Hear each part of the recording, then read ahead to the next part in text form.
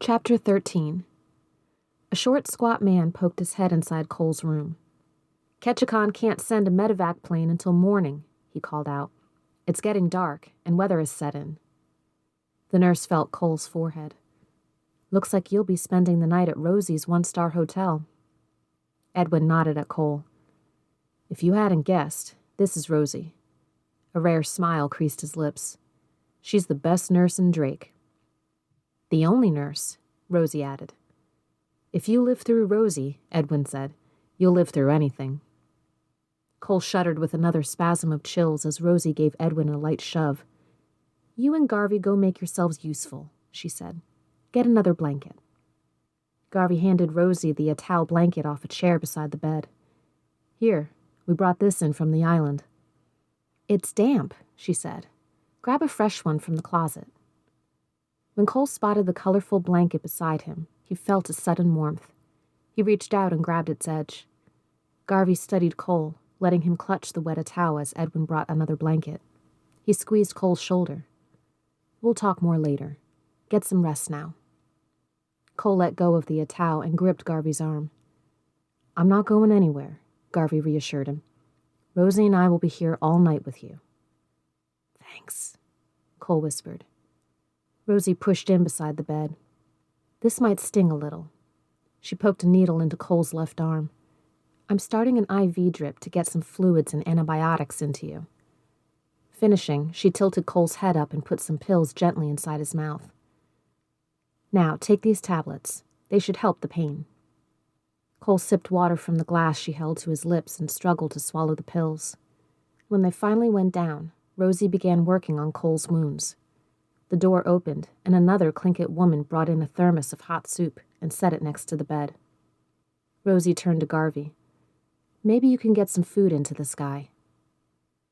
Edwin remained standing along the wall, watching intently as Garvey placed a big pillow under Cole's head and ladled spoonfuls of chicken broth between his cracked lips. Cole's pain dulled as the medication took effect. Sipping soup, he watched Rosie. She worked cheerfully, as if there were nothing in the world she would rather be doing. When she left the room for more dressings, Garvey turned to Cole. "That bear used you for a chew toy." He pursed his lips with concern. "I'm sorry for getting you into this." Cole had many things he wanted to explain, but he was too weak and tired now. He shook his head. "My fault," he whispered. Garvey glanced at Edwin, who kept his focused gaze. Rosie returned to the bed, her hands filled with rolls of gauze and a brown plastic bottle. Garvey moved away from the bed to give her room. "You get some rest while Rosie finishes patching you up," he said to Cole. "Can't do much patching," Rosie said. "He has broken bones. I wish we had him in a hospital tonight." Cole closed his eyes while Rosie cleaned and bandaged his open wounds. The medicine made him sleepy. Finishing her work, Rosie whispered to Garvey. "That bear had quite a time with him. He has broken ribs and maybe a broken pelvis. Add to that hypothermia and a broken leg and arm. I'm surprised he's even talking. Must be a tough kid." "Not as tough as he thinks," Garvey whispered back. Edwin murmured, "He'll be okay if he ever finds a reason to live." Cole heard everyone's words as he drifted off. He slept troubled, dreaming of people he knew coming toward him out of a misty haze. Each person helped him. Garvey fed him. Rosie fixed his wounds. His father gave him money. Edwin offered him advice. His mother cleaned him and handed him new clothes. Cole liked being helped. He liked using people. Suddenly a bolt of lightning struck, and all the people turned into monsters. Everything they had done for Cole faded, and they laughed at him. "You fool," they called. "Why should we do anything for you? You're nothing. You're a baby-faced con." Cole awoke in a sweat. It was night. He searched the darkness frantically. He heard regular breaths near him in the dark. "Garvey," he called, realizing he could talk. "Garvey." Garvey's hoarse voice answered. "You okay, Cole?" Cole heard someone getting up to snap the lights on. Garvey, still wearing his rumpled jeans and faded wool shirt, hurried to his bedside. A door opened from the next room, and Rosie rushed in. "What's wrong?" she asked. Cole looked at the two of them, his nightmare still haunting him. "I had a dream," he said, his voice raspy. "People helped me. Then they turned into monsters and laughed at me." "It was just a dream," Garvey said, resting his hand on Cole's arm. "But you two were there." Rosie took Cole's hand in hers. "Well, I'm not a monster," she smiled. "Maybe Garvey is." Cole didn't smile. "Why do you guys help me?" Rosie looked at her watch. "It sure isn't for the pay and good hours." Then she shrugged. "Why live if you can't help others and make the world a better place?" Cole looked up at Garvey. "Why do you help me?" "Because we're friends." Cole let his frustration show. "No, you didn't even know me when you first started helping me in Minneapolis." Garvey studied Cole before answering. "You're right. I did it for myself." Cole nodded. "That's what I figured. You didn't care about me. You were—" "You're wrong," Garvey said. "I did care about you, but helping others is how I help myself." "You need help?" Cole asked, surprised. Garvey nodded. "I see a lot of myself in you. When I was your age, I spent 5 long years in prison for things I'll go to my grave regretting. I lived my early years here in Drake, but no one cared enough to take me through circle justice. If they had, maybe things would have been different." He shook his head with a sad smile. "Take my word for it. Jail scars the soul, and I was never able to help those I hurt." "Cole," Rosie said, touching his bandaged arm, "in a few months your body will heal, but time won't heal your mind as easily. Helping others can help heal your wounds of the spirit." Still troubled by his dream, Cole said, "There are people who want to hurt me." Rosie squeezed Cole's hand. "Those are the people who need your help. I'll bet you weren't a bundle of fun when Garvey first met you." Cole shook his head. "How is your pain?" Rosie asked. "I hurt," Cole said. The Tlingit nurse unwrapped a packet and prepared a syringe and needle. "Let's give you something to help you sleep." "Give me something to take away the monsters," Cole said. "Only you can do that," she answered. Cole slept hard, his first real sleep in many days.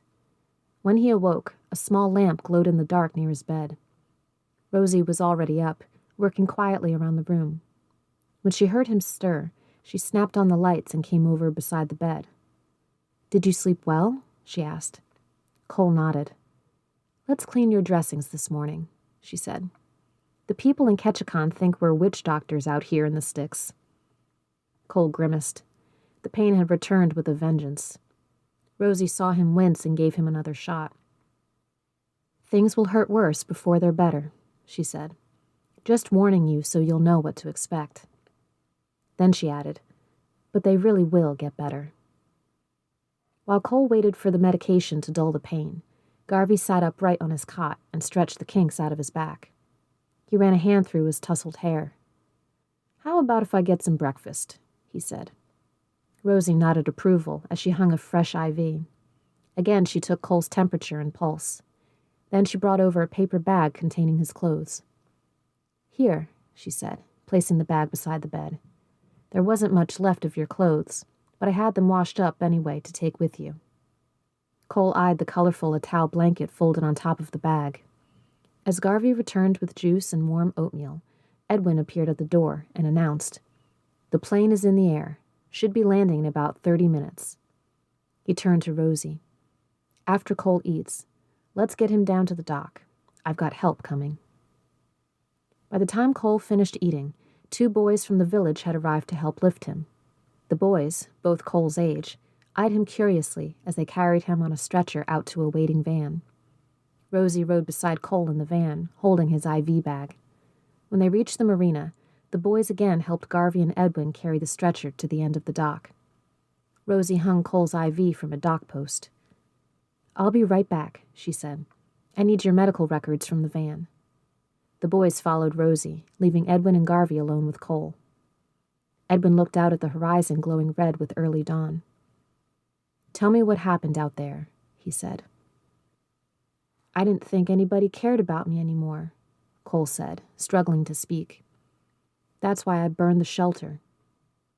Hesitantly, he explained how he had tried to escape the island and how he was mauled trying to kill the spirit bear. I wanted to kill it because it wasn't scared of me, he admitted. As Garvey and Edwin listened, he continued, telling next about the storm. When Cole had finished, Garvey said, You may never have use of that arm again.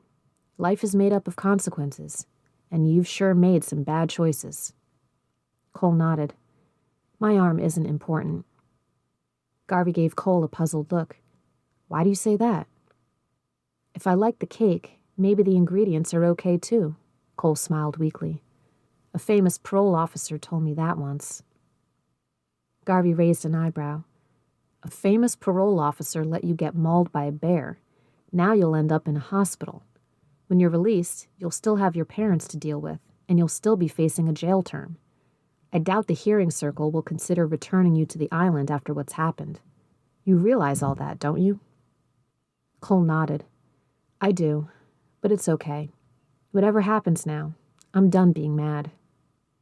Edwin shook his head. A person is never done being mad. Anger is a memory never forgotten. You only tame it. He pointed out toward the islands. Tell me more about this spirit bear. The bear was pure white, Cole said. The last time it came, it stood right over me. He spoke in a whisper. I reached up and touched it. Edwin studied Cole. Spirit bears live hundreds of miles south of here off the coast of British Columbia, not here in these islands. He shook his head. We've hunted here since I was young, and so have my parents and their parents. There are no spirit bears around here, except maybe in your mind. Cole started to argue, then remembered the handful of white hair he had pulled off the bear. Want to bet? He said, reaching for his pants in the bag beside him. Suddenly he paused. His life had become filled with lies, and the more he lied, the more he always tried to prove he was right. Never had he been strong enough to simply tell the truth. Cole put down the bag. Today, things would change. From now on, he would speak the truth, even if it meant going to jail. He spoke softly. I don't need to prove anything. I'm telling the truth. Edwin narrowed his eyes at Cole. Then he turned and walked up the dock. Looks like I'm going to Ketchikan with you, Garvey said. I need to go get my things. I'll be right back. As he turned to leave, he winked. Don't go anywhere. Cole watched Garvey leave. Finding himself alone, he looked out at the mirrored water. Maybe he had never really seen the spirit bear. He strained his neck to make sure nobody was watching, then reached into the paper bag and pulled out his jeans. Carefully, he poked his hand into the front pocket and wrapped his fingers around something matted and fuzzy. He pulled his hand from the bag and opened his fist. There, in the palm of his hand, was a wad of hair. Cole stared. The hair was white. All white.